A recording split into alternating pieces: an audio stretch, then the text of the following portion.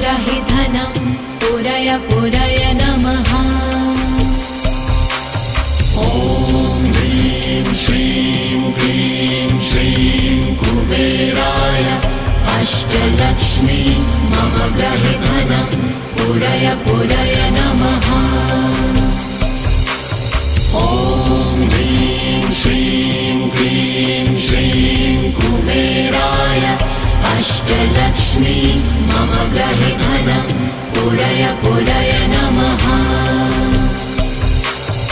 ॐ ह्रीं श्रीं क्लीं श्रीं कुबेराय अष्टलक्ष्मी मम ग्रहे धनं पुरय पुरय नमः।